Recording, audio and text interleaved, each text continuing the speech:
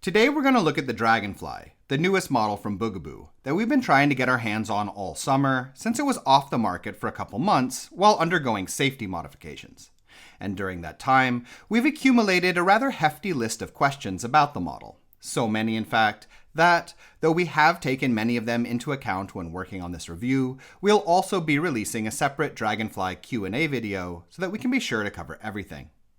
Without further ado though, let's get started, looking over the Dragonfly from top to bottom and examining its advantages and disadvantages in terms of child comfort, ease of use, performance and mechanics, before ending with a discussion of which uses and lifestyles it may suit, as well as whether we feel the model is worth its not insubstantial price.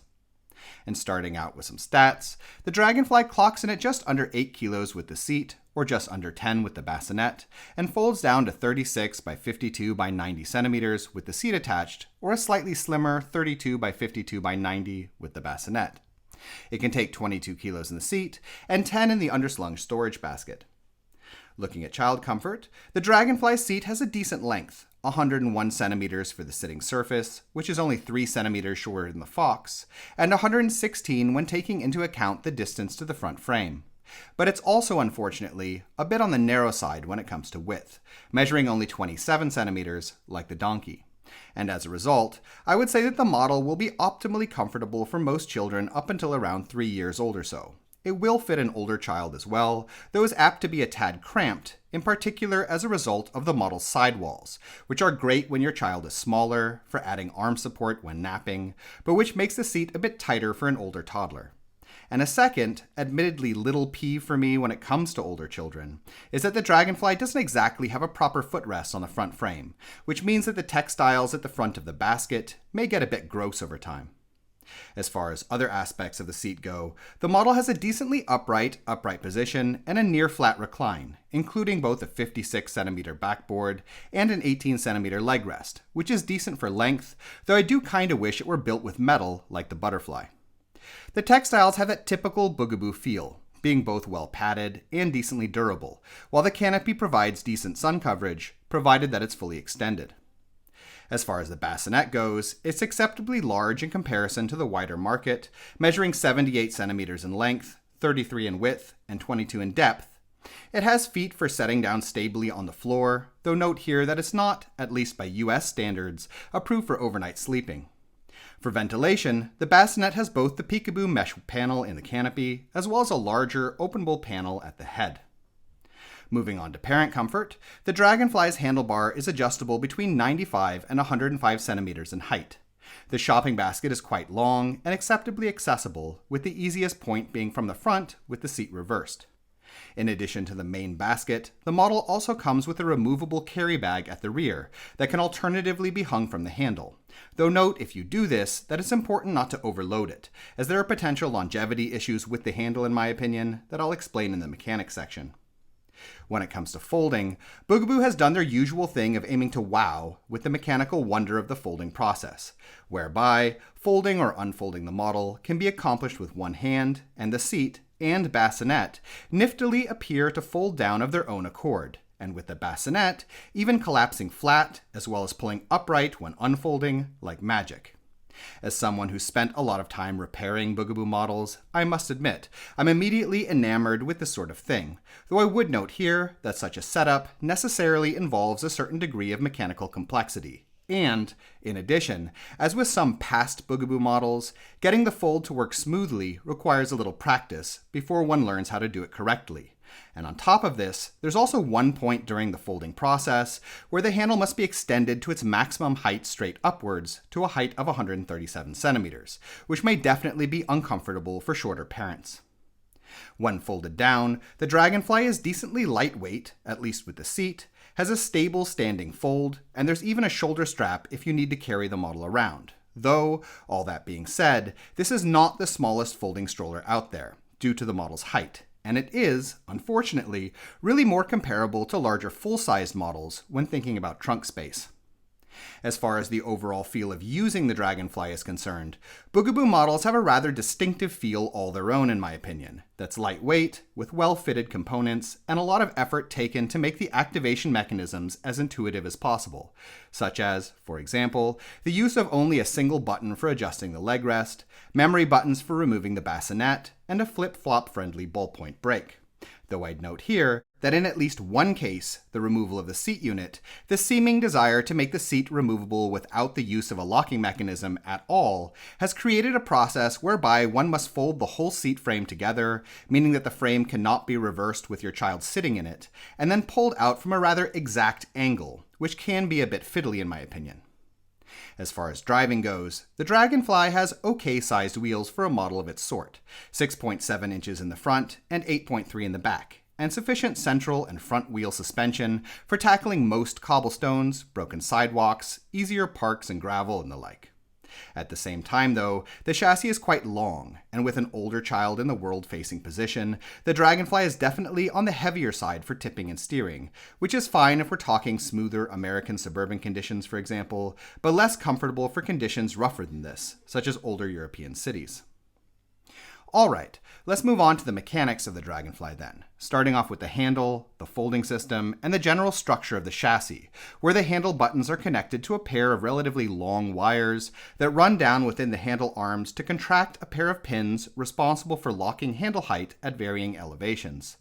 When released fully, by also using the safety slider, the handle is free to slide further within the lower sleeves of the handle arms to unlock both the rear frame in relation to the front frame, as well as shoot out a pair of pegs to unlock the orientation of the seat frame, so that it can fold together, backboard against baseboard, and rotate downwards. Added to this, a further wire runs down one side of the chassis from the central locking point to push the foot on the front frame out in order to stabilize the standing fold. This is all quite beautiful mechanically, and Bugaboo has a lot of experience with designing precise systems like this, using small plastic components, springs, and wires, of which the Dragonfly has at least 5, and their models do tend to work well for a time, certainly better than with models from manufacturers that don't fit their components as tightly. But complexity and smaller components breaking or falling out of alignment, or even just getting gunked up with rust or grit, has also definitely been a problem for Bugaboo on past models. And thus, with the Dragonfly, I do anticipate some fiddliness down the road, as well as a need for somewhat regular lubrication and tightening, and even the possibility of needing to repair or replace various components over time. Though here, it's worth noting in Bugaboo's favor that they provide a 4-year guarantee if you register, and are also pretty good with keeping spare parts available down the line. The key design area that I see as starting problems with the model is the handle, which is relatively thin and stretches out quite long, yet is also responsible for tipping and steering a chassis that is itself a bit too long in my opinion. 80 centimeters back to front, which is only 7 centimeters shorter than the Upperbaby Vista, making for a lot of weight to loosen up connection points and mess with the alignment of internal mechanisms. Add to this jostling from rougher terrain, high weight capacities both in terms of your kid and storage relative to a pretty lightweight overall build, and the effects of moisture and sand and stuff, specifically on that exposed wire running down to the front, and I would be surprised if at least some common weak areas didn't start showing up within a couple of years. Moving down to the back frame, the rear suspension is located over this curve, at the center of the chassis, and is decent for dealing with the rougher patches one may find in urban settings, but won't be enough to deal with much more than this. The brake system is rotation-based, as opposed to using a wire, which is good, and standard Bugaboo, other than with Chameleon models, and I don't anticipate too many problems with it in terms of the brake components themselves, though I would note that the rear wheels have a bit too much give in terms of how they lock within the rear frame, and in addition to possibly being a bit noisy, if they loosen up more than this could also potentially lead to problems with the pin locking or releasing correctly from the wheels. When it comes to the wheels, I dislike that the Dragonfly lacks the ridges on its wheels that most other Bugaboo models have, which reduce surface drag and slow wear, but beyond this, the wheels are otherwise decently constructed in terms of the rims, ball bearings, axles, and quality of rubber on the tires, which is unlikely in my opinion to wear down and get all ugly with holes and pebbles for at least a few years. Looking lastly at the front frame, there's the standard suspension built into the front forks, which is nice. Bugaboo hasn't put any swivel locks whatsoever on the model, which is a bold choice that I guess is fine, provided that people use the model for the smoother pavement and urban-type conditions for which it's intended. Unlike the rear wheels, the front wheels sit sufficiently tight in their housings, with quite long axles that lock at the top, and with the shafts then having a lot of surface area within their relatively tight channels to distribute the pressure from steering. And, as a result, the Dragonfly is not a model where I would anticipate any problems with wobbling down the road. So, would I recommend getting the Dragonfly? Maybe, but only for specific uses. On the positive side, it's lightweight without being loose out of the box, the seat is acceptably long, despite being a tad narrow, it has a large and weight-capable shopping basket, a stable standing fold, the folding characteristics with the bassinet in particular are pretty handy versus what one often has to deal with during the newborn phase, and lastly, it's light enough even for gate checking, giving it some added value as a travel model. On the negative side, though, it's pretty large when folded, large enough in my opinion to impact how it competes versus most other small-size reversible seat models on the wider market, like the Nuna Triv or Jules Hub Plus, for example. Expected durability with the complexity involved in its folding system is questionable in my opinion, at least now while the model is so new. And it's definitely pricey, in particular without the bassinet or even a rain cover included with purchase. I could see it being a possible choice for urbanites who need something that folds small due to living in a tight apartment, or for suburbanites who have large trunk space and simply love Bugaboo. But overall, for me, the Dragonfly is a bit too much like the Ant in design, with its key selling magic residing in the fancy fold, which I believe is responsible for the somewhat awkwardly long chassis design, and where I frankly would have preferred the design focus put on more important factors, like driving performance, as with the Fox, or seat comfort, like the Butterfly. In any case, we hope you found this video interesting, and if you did, we ask you subscribe, as it helps us continue making videos in the future. In addition, if you're currently shopping for a stroller, we have a buyer's guide on our Patreon page which lists a wide range of models that we recommend, with a lot of technical and lifestyle related information. You can find it by following the link in the description. Thank you.